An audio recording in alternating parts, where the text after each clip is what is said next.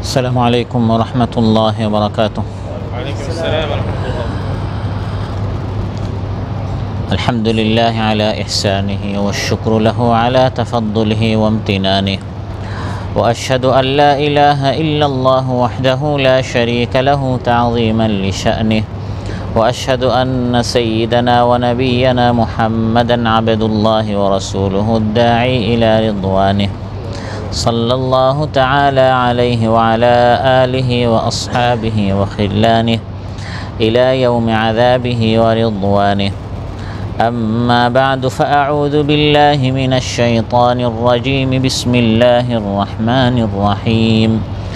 ومن الناس من يجادل في الله بغير علم ولا هدى ولا كتاب منير، ثاني عطفه ليضل عن سبيل الله، له في الدنيا خزي ونذيقه يوم القيامة عذاب الحريق، ذلك بما قدمت يداك وأن الله ليس بظلام للعبيد। আল্লাহ তাআলা ইরশাদ করেন, আর এক শ্রেণীর মানুষ আছে যারা আল্লাহর বিষয়ে তর্ক করে অথচ তাদের কোনো ইলম নেই, কোনো হিদায়ত নেই এবং তাদের নিকট আলোকময় কোনো কিতাব নেই। সে বিতর্ক করে অবজ্ঞা ভরে পার্শ্ব ঘাড় বাঁকিয়ে আল্লাহর পথ থেকে পথভ্রষ্ট করার জন্য। তার জন্য দুনিয়ায় রয়েছে লাঞ্ছনা, আর কিয়ামতের দিন আমি তাকে আস্বাদন করাবো জ্বলন্ত আগুনের শাস্তি, এবং তাকে বলা হবে এটি হচ্ছে তোমার হাত দ্বারা তুমি যা কামাই করেছো এর শাস্তি। আর নিশ্চয় আল্লাহ তাআলা বান্দাদের উপর জুলুম করেন না। বিন ইমরানের এই মসজিদে আয়োজিত আজকের এই মাহফিলে উপস্থিত সম্মানিত মুসল্লি ভাইরা, সূরাতুল হাজ থেকে 3টি আয়াত, 8 নম্বর আয়াত থেকে 10 নম্বর আয়াত তিলাওয়াত করে এর সহজ সরল বাংলা অনুবাদ উপস্থাপন করলাম। এই 3টি আয়াতের আলোকে যে বিষয়ে আলোচনা করব সেটি হচ্ছে, যখন আমাদের সামনে আল্লাহর আয়াত তিলাওয়াত করা হয়, আল্লাহর আয়াত থেকে আলোচনা করা হয়, তখন একজন মুমিন হিসাবে আমাদেরকে আল্লাহর কালাম কবুল করতে হবে, গ্রহণ করতে হবে। কিন্তু আলোচ্য আয়াতে আল্লাহ তাআলা এক শ্রেণীর মানুষের কথা উল্লেখ করেছেন যারা আল্লাহর কথা গ্রহণ করে না অহংকারের কারণে। কিসের কারণে? অহংকারবশত আল্লাহর কালাম, আল্লাহর হুকুম গ্রহণ করতে চায় না, অথচ তার নিকট কোনো ইলম নেই, কোনো জ্ঞান নেই, কোনো যুক্তি নেই, কিতাবের কোনো প্রমাণ নেই। এতৎসত্ত্বেও আল্লাহ তাআলা আলোচ্য আয়াতে বলেন, ঘাড় বাঁকা করে অহংকার বশত সে আল্লাহর হুকুম মানতে চায় না। 1400 বছর আগে আল্লাহ তাআলা আলোচ্য আয়াতে আলোচনা করেছেন মক্কায় এক শ্রেণীর মানুষ সম্পর্কে। এক শ্রেণীর মানুষ প্রত্যেক সমাজে আছে, আমাদের সমাজেও আছে। আমাদের অজান্তে আমরাও সে এক শ্রেণীর অন্তর্ভুক্ত হয়ে না যাই। এই সকল বিষয় আপনাদের সামনে আলোচনা উপস্থাপন করব ইনশাআল্লাহ। সম্মানিত ভাইরা, 30 পারা কোরআনে আল্লাহ তাআলা অনেক বিষয় আলোচনা করেছেন। তাওহীদ, রিসালাত, আখিরাত, হুকুম, আহকাম, বিধিবিধান ইত্যাদি।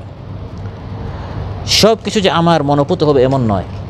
কোরআন, ইসলামের অনেক বিধান যেগুলো আমার বোধগম্য হবে না, আমার এই ছোট্ট জ্ঞান, সীমিত ইলম এটা ধারণ করতে পারবে না, বুঝতে পারবে না।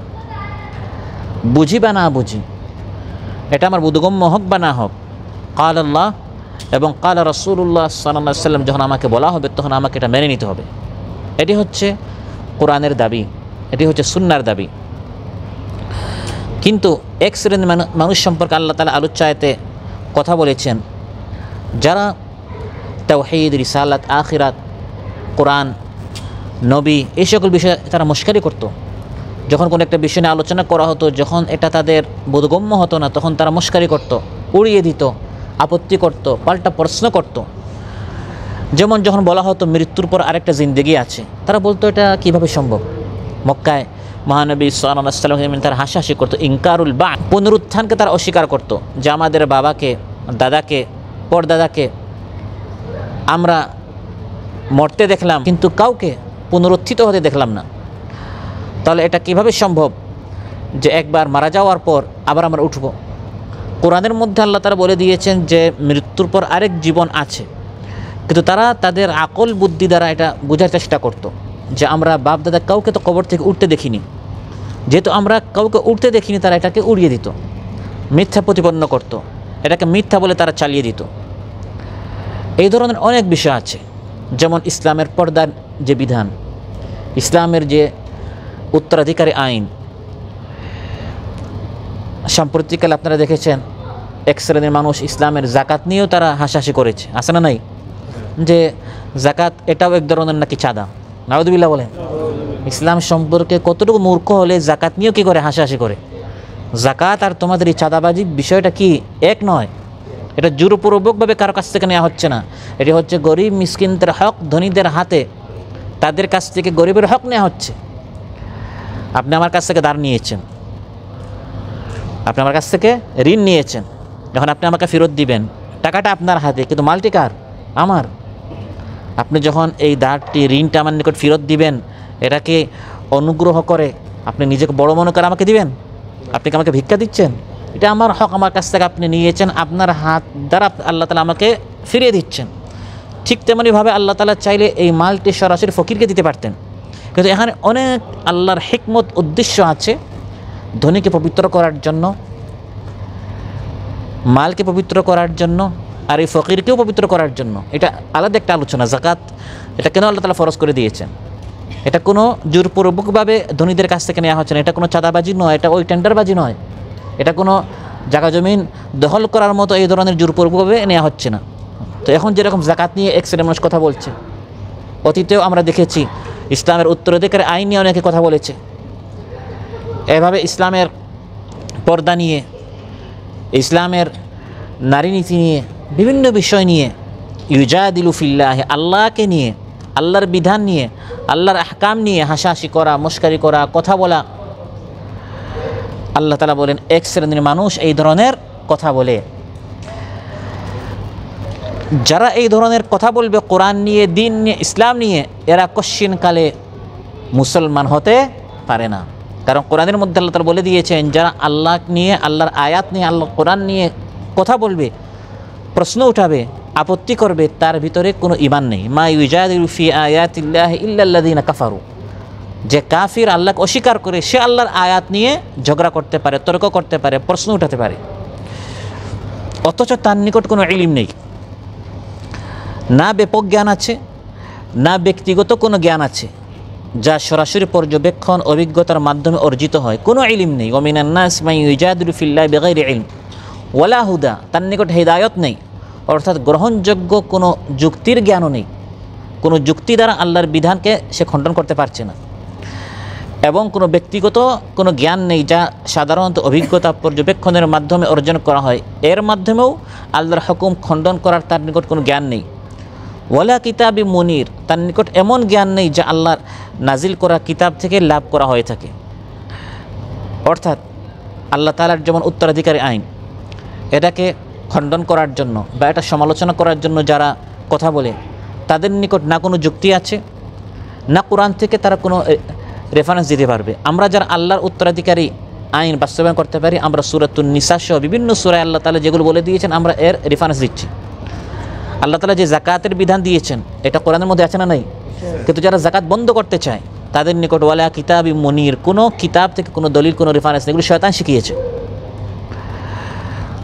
মোট কথা, তাদের তর্কের সপক্ষে কোনো সুস্থ বিবেকের প্রমাণ যেমন নেই, তেমনি সহি সুস্পষ্টভাষী কোনো কিতাব বা নবী রাসূলদের পেশকৃত জ্ঞানও নেই। তারা শুধু মত প্রবৃত্তির অনুসরণ করছে আর বাপদাদা থেকে চলে আসা বিভিন্ন রীতিনীতির অনুসরণ করছে। বাপদাদাদেরকে আমরা দেখেছি মূর্তি পূজা করতে, বাপদাদাদেরকে আমরা দেখেছি মাজার পূজা করতে, বাপদাদাদেরকে আমরা দেখেছি এভাবে এই কাজ করতে। এই ধরনের রীতিনীতি, কালচার, এগুলোর দোহাই দিয়ে তারা চলে, কিন্তু কোরআন এবং সুন্নাহের কোনো দলিল প্রমাণ তাদের নেই। মানুষের একটা স্বভাব হচ্ছে যুগ যুগ ধরে চলে আসে একটা জিনিস, এর বিপক্ষে যখন আপনি কথা বলবেন, এটা যত সহি হোক, শুদ্ধ হোক, সঠিক হোক, সে আপনার সাথে তর্ক করবে না। ভাই এটা হতে পারে না। আমি আমার বাবাকে দেখেছি, দাদাকে দেখেছি, যুগ যুগ ধরে এটা চলে আসছে, এটা ভুল হয় কী করে? ওয়া মিনান নাস মান ইউজাদিলু ফিল্লাহি বিগাইরি ইলমিন, ইলম নেই, কোনো যুক্তি প্রমাণ নেই, শুধু এটাই যুক্তি। ফালা তাকু ফি মিরয়াতিম মিম্মা ইয়াবুদু হাউলাই মা ইয়াবুদুনা ইল্লা কামা ইয়াবুদু আবাউহুম মিন ক্বাবল وإنا لموفوهم نصيبهم غير منقوص। আল্লাহ তাআলা বলেন তারা যে মিথ্যা এই বিষয়ে আপনার যদি কোনো সন্দেহ না থাকে, আপনি যে সত্যের উপর কোনো সন্দেহ না থাকে, আপনার সত্য তারা মিথ্যা। আপনার নিকট কোরআন আছে, দলিল আছে, প্রমাণ আছে, আর তাদের নিকট কি আছে? বাপদাদা আছে। বলে আমি আমার বাবাকে দেখেছি, দাদাকে দেখেছি, সবাইকে দেখেছি মাজারে যেতে, সবাইরে দেখেছি পীরের সামনে মাথা নত করতে, সবাইকে দেখেছি মাজারে গিয়ে জানোয়ার পশু জবাই করতে, মান্নত করতে, সবাই, এই সবাইটা দলিল। বাপদাদা হচ্ছে দলিল। সমাজে যে রীতিনীতি চলছে এটাই দলিল।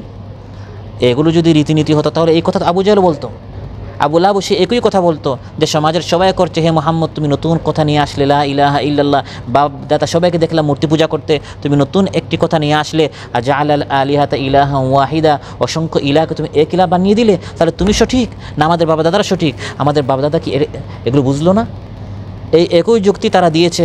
আল্লাহ তাআলা বলেন যখন তাকে আহ্বান করা হয় তখন সে এই ধরনের কথা বলে, অথচ তার নিকট কোনো ইলম নেই, কোনো যুক্তি নেই, কোনো প্রমাণ নেই, স্পষ্ট কিতাবের কোনো দলিল প্রমাণ নেই, শুধু ঝগড়া করে, শুধু কথা বলে।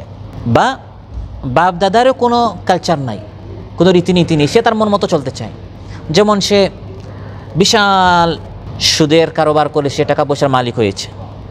এখন যখন আপনি তার সামনে বলবেন যে ভাই সূরাতুল বাকারার অমুক নম্বর আয়াত আল্লাহ তাআলা সুদ নিষেধ করেছেন, এখন তার সামনে দুটি রাস্তা, সুদ বর্জন করে আল্লাহর হুকুম মেনে নিতে হবে, বা সে তার মন মতো চলবে, প্রবৃত্তির অনুসরণ করবে, আল্লাহর হুকুম মানবে না। এখন এটা তো সে বলতে পারে না যে এটা আল্লাহর হুকুম আমি মানব না, এখন সে ঘুরায় পেঁচায় বলবে ভাই এটা তো সুদ না, এটা হচ্ছে ব্যাংকিং ইন্টারেস্ট, এটা হচ্ছে বেনিফিট। বর্তমান আধুনিক বিভিন্ন পরিভাষা দিয়ে সে চেষ্টা করবে এটাকে পরিবর্তন করে ফেলতে। এগুলো হচ্ছে কিনা আমাদের সমাজে? ভাই এটা তো ঘুষ নয়, সে ঘুষ নয়, এটা আমাকে হাদিয়া বকশিশ দিয়েছে, এটা বকশিশ। নাম চেঞ্জ করে করে আল্লাহর বিধানকে চেঞ্জ করতে চাইবে, পরিবর্তন করতে চাইবে। সে আসলে তার নিকট কোনো কিতাবের দলিল নেই, কোনো যুক্তি নেই, বাপদাদা থেকে চলে আসা কোনো রীতিনীতিও না, বরং সে তার মনের প্রবৃত্তির অনুসরণ করছে। এবং এই শ্রেণীর মানুষ সম্পর্কে কোরআনের মধ্যে আল্লাহ তাআলা বলেছেন, আরাআইতা মান ইত্তাখাযা ইলাহাহু হাওয়াহু আফাআনতা তাকুনু আলাইহি ওয়াকিলা।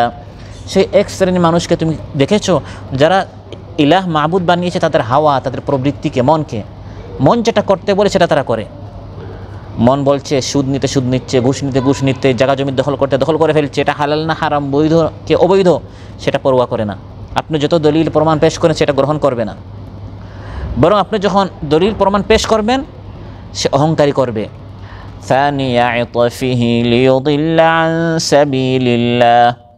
আল্লাহ তাআলা বলেন আপনি যখন তার সামনে কোরআন থেকে আলোচনা পেশ করবেন, বুঝাবেন, নসিহত করবেন, তখন সে কি করবে?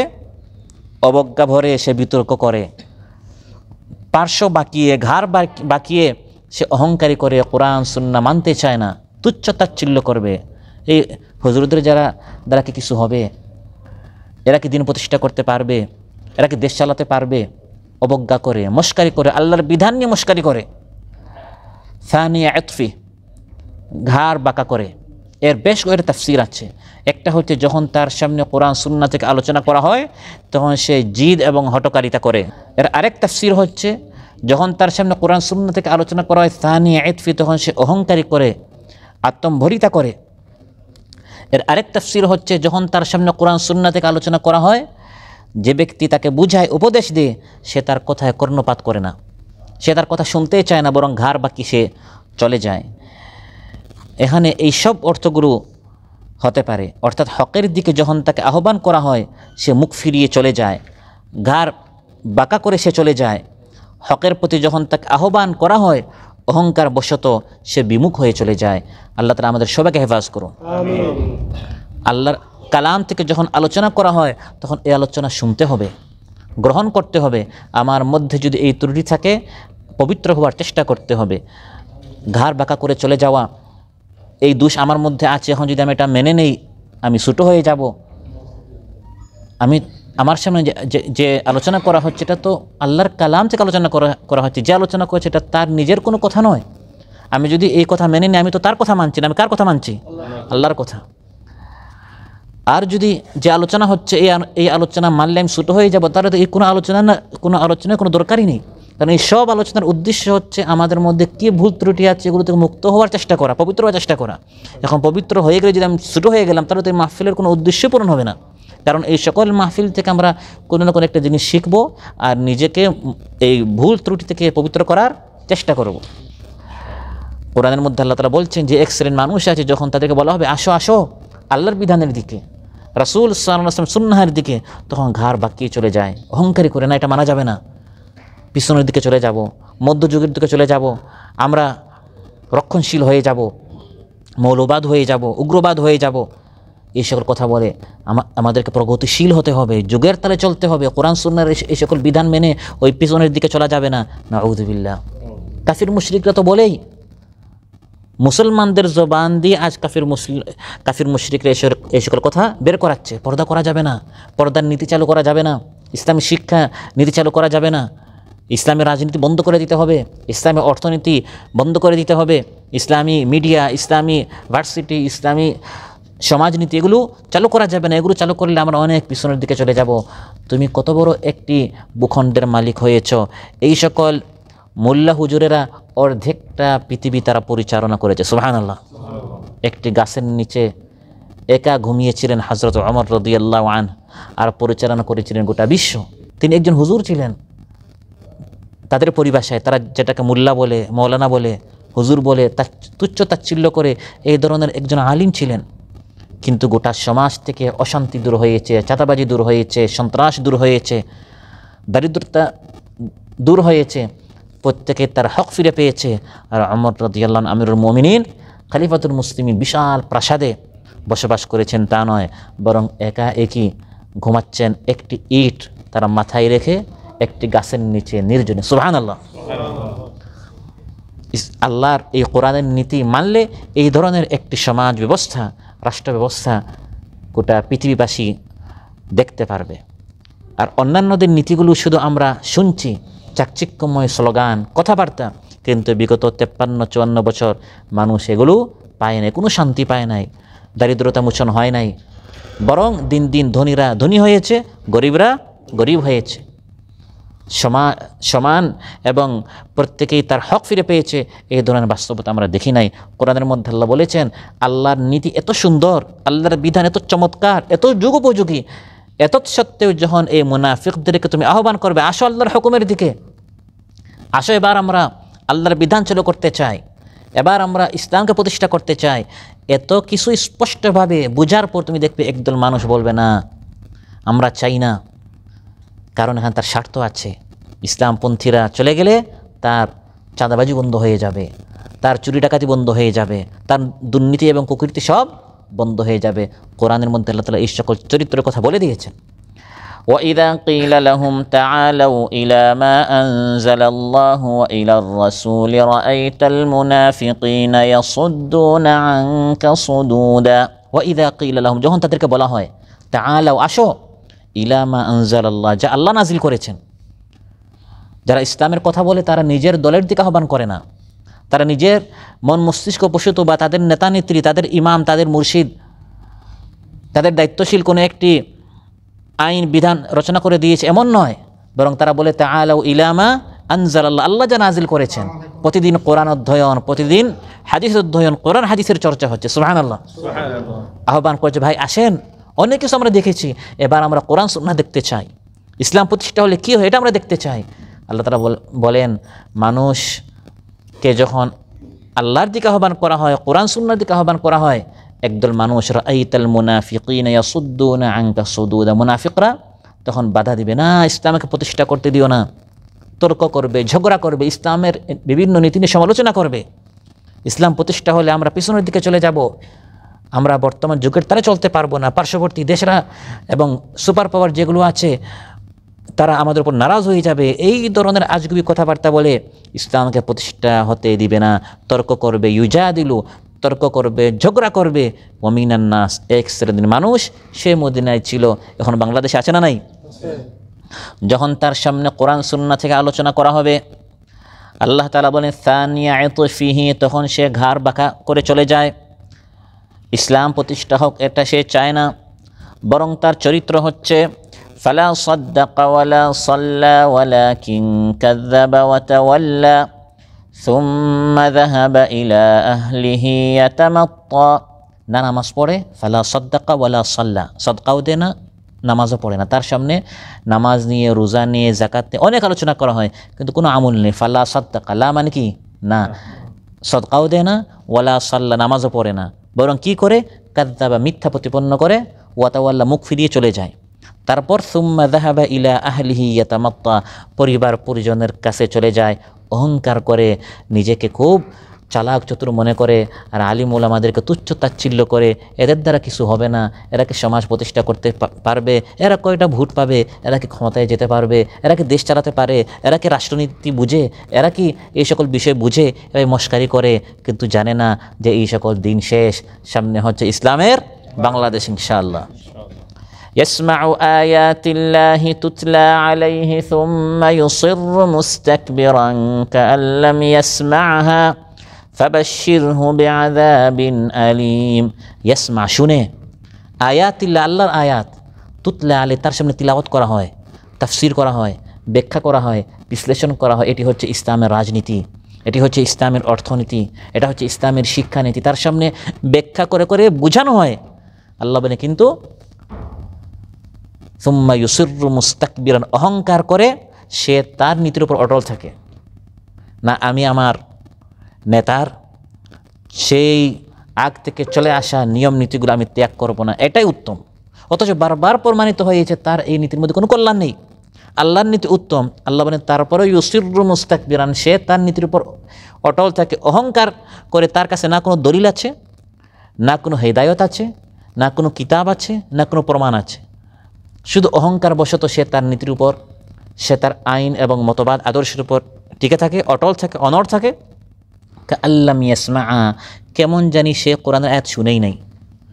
যত বেশি তাকে শোনান, বুঝান যে ভাই আল্লাহর নীতি হচ্ছে শ্রেষ্ঠ, এর মধ্যেই শান্তি, এর মধ্যেই মুক্তি, আসেন এটা প্রতিষ্ঠা করেন, তাকে শোনানো এবং না শোনানো সাওয়াউন আলাইহিম আনযারতাহুম আম লাম তুনদিরহুম লা ইউমিনুন, ঈমান আনবে না, বিশ্বাস করবে না, এই পথে আসবে না, এই দলে আসবে না, অহংকারী করে। সানিয়া ইতফি, এই শ্রেণীর সম্পর্কে আলোচনা করেছেন যাতে করে আমরা সবাই মুক্ত থাকতে পারি এই শ্রেণী থেকে। আমাদের সামনে যত কোরআন থেকে আলোচনা করা হয়, বাংলাদেশে যত তাফসির মাহফিল হয়, এবং কাতারেও বাংলাদেশি কমিউনিটির যত আলোচনা হয়, অন্যান্য এত কমিউনিটি এত কেউ হয় না, আলোচনা হয় না। তাহলে আলোচনা শোনার পর আল্লাহ তাআলা বলেন এক শ্রেণীর মানুষ ঘাড় বাঁকা করে চলে যায়, আমরা যেন এমন না হয়। যা আলোচনা করা হয় এটা আমাদের মানার মন মানসিকতা থাকতে হবে, অন্যথায় এই সকল আলোচনার উদ্দেশ্য কি? শুধু কানের খোরাক দেওয়া নয়, বরং উদ্দেশ্য হচ্ছে কোরআন থেকে যা বলা হচ্ছে এটা আমাদের মানতে হবে। তারপর আল্লাহ তাআলা বলেন একদল মানুষকে যখন আল্লাহ তাআলা কোনো নিয়ামত দান করেন, ওয়াইদা আনআমনা আলাল ইনসানি আ'রাদা ওয়া নাআ বিজানিবিহি ওয়াইদা মাসসাহুশ শাররু কানা ইয়াউসা, একদল মানুষের প্রতি যখন আমি অনুগ্রহ করি, দয়া করি, মুখ ফিরিয়ে নে, অহংকারে সে দূরে সরে যায়। আমি তাকে দিলাম, স্বাস্থ্য দিলাম, সন্তান দিলাম, গাড়ি দিলাম, বাড়ি দিলাম, চাকরি দিলাম, লাইসেন্স দিলাম, চাকরিতে প্রমোশন করিয়ে দিলাম, এখন কি মুখ ফিরিয়ে চলে যায়, এখন আর মসজিদে যাওয়ার সময় নাই। আ'রাদা ওয়া নাআ বিজানিবিহি, আগে পুরা দিন মসজিদে পড়ে থাকতো, মসজিদের ইমাম সাহেব, মুয়াজ্জিন সাহেব এসে জায়গা পেতেন না, এত নফল নামাজ পড়ে, এত তাহাজ্জুদ, এরকম মানুষ আছে না নাই? লাইসেন্স পাওয়ার আগে, চাকরি পাওয়ার আগে এত নামাজ, এত জিকির।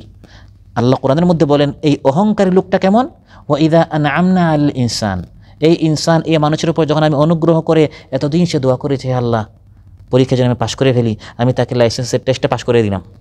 হে আল্লাহ, একটা চাকরি, কাতারে অনেক কষ্ট করে এসেছি, 4-5 লক্ষ টাকা খরচ করে চাকরিটা যেন আমি পেয়ে ফেলি। ওয়াইদা আনআমনা আলাল ইনসান, দয়া করে যখন আমি তাকে চাকরিটা দিয়ে দিই। হে আল্লাহ, অনেক কষ্ট করে আমি এই ব্যবসায় ধরেছি, মানে ব্যবসায় যেন আমার উন্নতি হয়, আমি যখন তার এই ব্যবসায় সফলতা দিয়ে দেই, এখন কি করে? আ'রাদা ওয়া নাআ বিজানিবিহি, মাহফিল তো দূরে থাক, দিনে বৈঠকে তো বসার সময় নাই, ফরজ নামাজ পড়ার কি নাই সময় নাই। আ'রাদা ওয়া নাআ বিজানিবিহি, মুখ ফিরিয়ে চলে যায়, অহংকার করে চলে যায়। যখন আপনি বলবেন যে ভাই আজকে এসার পরে মাহফিল আছে, আরে ভাই আমি কি কাতারে আসছি মাহফিল করতে, এখন আমার এগুলো সময় নাই, কাতারে 5-10 বছর হালাল হারাম ভালো করে যা পাই সব কী করবো, ইনকাম করব, দেশে গিয়ে আমি ইতিকাফ করবো, আমরা হজ করে একবারে আল্লাহর ওলি হয়ে। কয়েক বছর আগে, কয়েক মাস আগে, কয়েকদিন আগে আল্লাহর সাথে ওয়াদা করেছেন, হে আল্লাহ শুধু চাকরিটা হয়ে যাক, কোনো নামাজ কাজা করব না, একবারে সত্যবাদী হব, হে আল্লাহ আপনার প্রিয় বান্দা হব, এখন সব ওয়াদা ভুলে যায়। নফল সুন্নতবাদ ফরজ নামাজের এখন তার কি নেই, সময় নেই। আগে ওয়াদা করেছিল হে আল্লাহ আমি কোরআন শিখবো, এখন কোরআন শিক্ষা তো দূরে থাক, ফরজ যে কোরআন তিলাওয়াত নামাজের ওই নামাজের তার কি নেই, সময় নেই। এই ধরনের যারা আল্লাহর সাথে আচরণ করে এটি হচ্ছে নিয়ামত থেকে দ্রুত বঞ্চিত হওয়ার আলামত। কারণ আল্লাহ তাআলা নিয়ামত বাড়িয়ে দেন, লা ইন শাকারতুম লা আযীদান্নাকুম, শুকরিয়া আদায় করে নিয়ামত বাড়িয়ে দেন। আর শুকরিয়া না করে যখন বান্দা ঘাড় বাঁকা করে অহংকারী করে চলে যায়, ফেস চেঞ্জ হয়ে যায়, এটি চিহ্ন, এটি আলামত, এটি নিশানা। অতি দ্রুত আপনি ওই সফলতার উচ্চতা থেকে অতি শীঘ্রই আপনি একবারে নিচে পতিত হবেন, ধ্বংস হবেন, শেষ হয়ে যাবেন। আল্লাহ তাআলা বলেন এক শ্রেণীর মানুষের সামনে যখন এভাবে কোরআন থেকে আলোচনা করা হয় মানে না, তার কাছে কোনো দলিলই নেই, প্রমাণ নেই, যুক্তি নেই, কিন্তু মানবে না। কারণ চলে আসা যে সকল মতবাদ আছে ওটার উপর সে অটল থাকবে। লিয়ুদিল্লা আন সাবিলিল্লাহ, সানি আতফিহি লিয়ুদিল্লা আন সাবিলিল্লাহ, ঘাড় বাঁকা করে চলে, নিজেও পথভ্রষ্ট, অন্যান্যদেরকে পথভ্রষ্ট করতে চায়। আমাদের সমাজে এক শ্রেণীর নেতা নেত্রী আছে, সে মনে প্রাণে জানে ইসলামপন্থীরা কোরআনওয়ালারা যে নীতির কথা বলে এটা সত্য, সে মনে প্রাণে জানে, এবং আবু জাহেলও সেটা জানতো। তাফসীর ইবনে কাসিরে এসেছে রাসূল সাল্লাল্লাহু আলাইহি সাল্লাম রাতে যখন কোরআন তিলাওয়াত করতেন, দিনে দুপুরে সকালে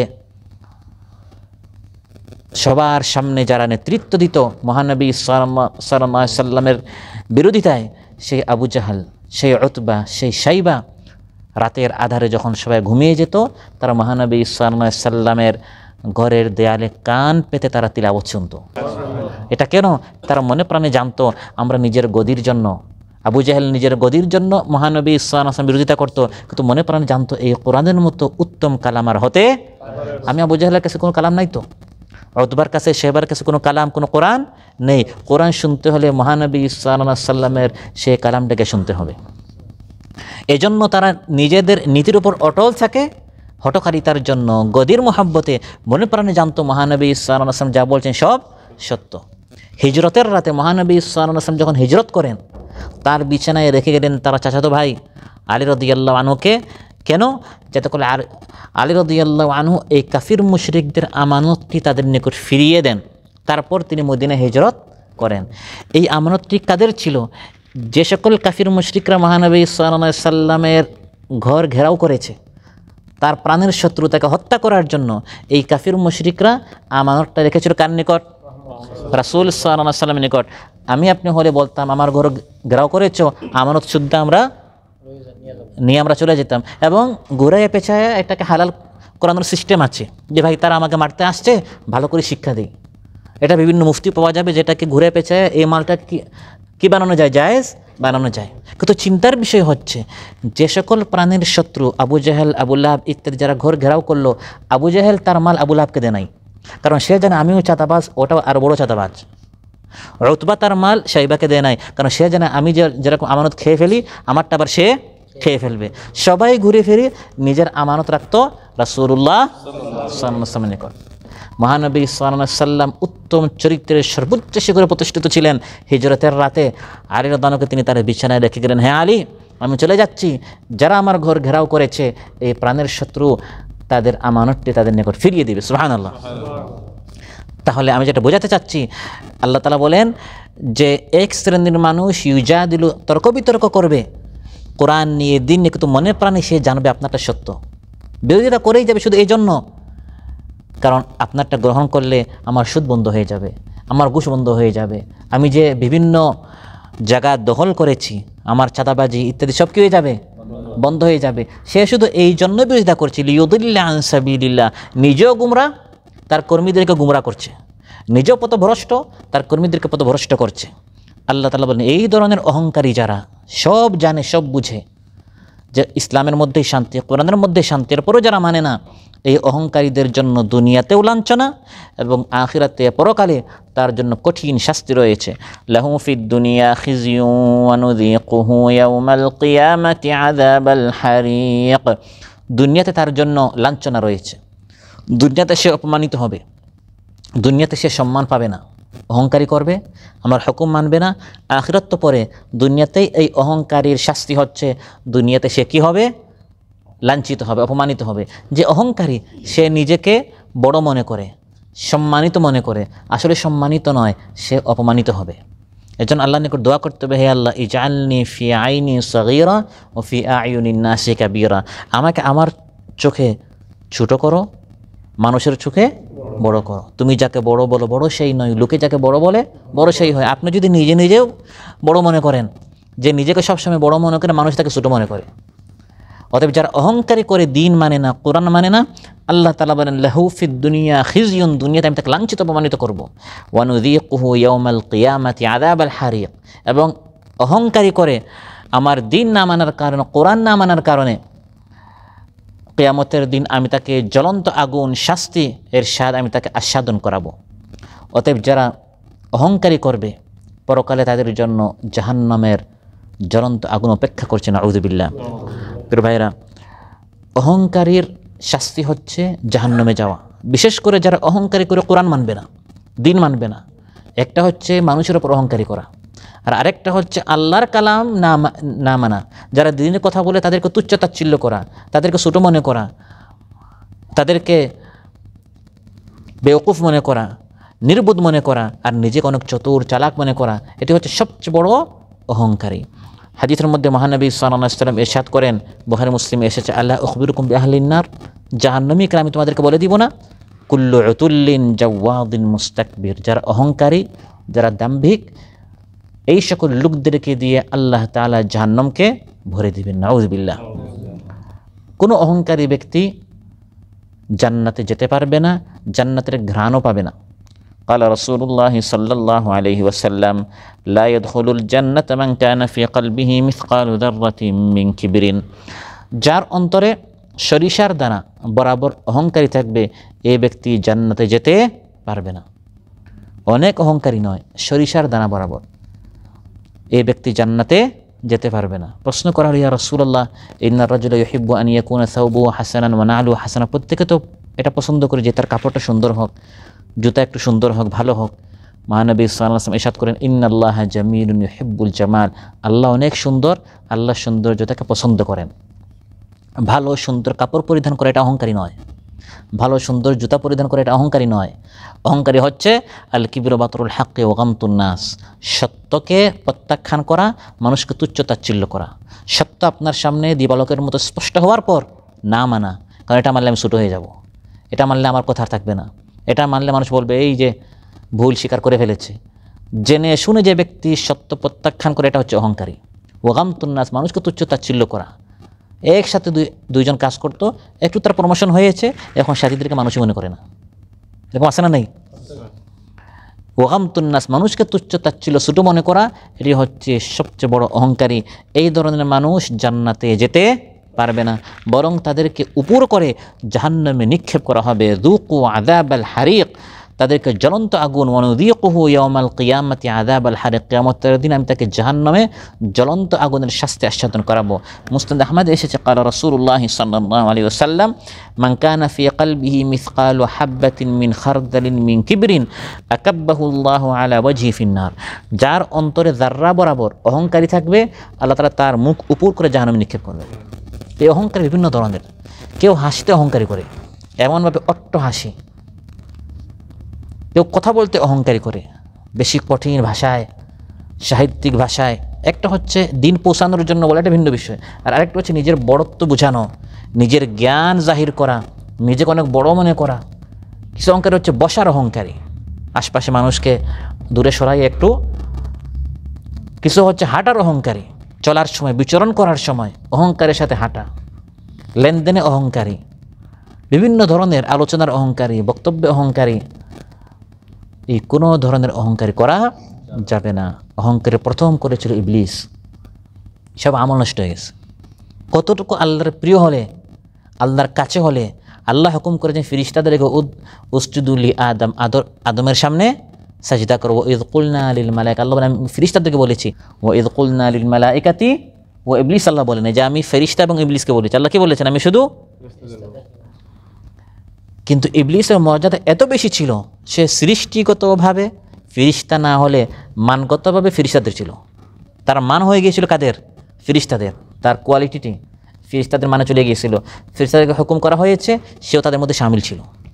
একটা অহংকারী করেছে, সেটা হচ্ছে সে বলেছে আনা খায়রুম মিন, আমি উত্তম, আদমের সামনে আমি সাজদা করতে পারি না, আমি বড়, আমি শ্রেষ্ঠ, আমি উত্তম, আদম হীন, আদম তুচ্ছ, আদম ছোট, আদম নিচু। এই একবার অহংকারী করেছে, আল্লাহ বলেছে ফাখরুজ মিন, এখান থেকে বের হও, ফাহবিত মিনহা, এখান থেকে নিচে নামো। একটু উপরে যেতে চেয়েছে, আল্লাহ নিচে নামিয়ে দিলেন, চিরস্থায়ী জাহান্নামে বানিয়ে দিলেন। ফিরিস্তাদের মান থেকে রাজিম, মরদুদ, বিতাড়িত শয়তানের মানে চলে গেল, নাউযুবিল্লাহ। একবার অহংকারী করার কারণে। আর যারা চলতে ফিরতে উঠতে বসতে অহংকারী করে, সে তো ইবলিস হয়ে গেছে। ইবলিস আর তার কাছে যাওয়ারই দরকার নেই। ইবলিস মনে করে যে আমি এক ইবলিসে তো 10 ইবলিস, নাউযুবিল্লাহ। এই ধরনের অহংকারী আমাদের দূর করতে হবে।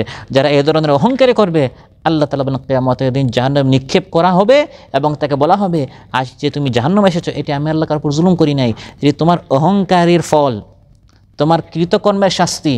ذلك بما قدمت أيديكم وأن الله ليس بظلام للعبيد।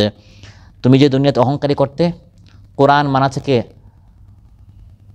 তুমি অহংকারী করতে, দাম্ভিকতা করতে, দলিল প্রমাণ কিচ্ছু নেই, শুধু তর্ক বিতর্ক করতে, আমার দিনের বিষয়ে আপত্তি করতে, ঝগড়া করতে, এটি হচ্ছে এর ফল। এই শাস্তি জাহান্নামে জ্বলন্ত আগুনে এখন তুমি নিক্ষিপ্ত হয়েছ। আমি আল্লাহ কার উপর জুলুম করি না, অন্যায়ভাবে আল্লাহ তাআলা কাউকে জাহান্নামে নিক্ষেপ করেন না, বরং আল্লাহ তাআলা আপ্রাণ চেষ্টা করেন বান্দাকে জাহান্নাম থেকে মুক্ত করে জান্নাতি বানানো। বান্দাটা তওবা করে ফেলে আল্লাহ মাফ করে দিতেন, তো তওবা করে নাই, দিনই শুধু বাড়াবাড়ি করেছে, সীমা লঙ্ঘন করেছে।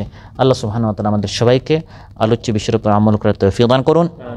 আমরা সবাই যেন আজকের এই আলোচ্য বিষয়ের উপর আমরা আমল করতে পারি, অহংকারী থেকে যেন আমরা মুক্ত থাকতে পারি। আল্লাহ তাআলা আমাদেরকে তার বিনয়ী বান্দাদের মধ্যে শামিল করুন, অহংকারী বান্দাদের থেকে আল্লাহ তাআলা আমাদের সবাইকে হেফাজ করুন। কোরআন থেকে, সুন্নাহ থেকে, দিন থেকে যখন যে আহ্বান করা হবে আমরা যেন সেটা মানতে পারি, বা কমপক্ষে মানার মন মানসিকতা যেন আমাদের তৈরি থাকে, মানার জন্য যেন আমরা সর্বাত্মক চেষ্টা করি, মেহনত করি। আল্লাহ তাআলা আমাদের সবাইকে তৌফিক দান করুন। আসসালামু আলাইকুম ওয়া রাহমাতুল্লাহি ওয়া বারাকাতুহু।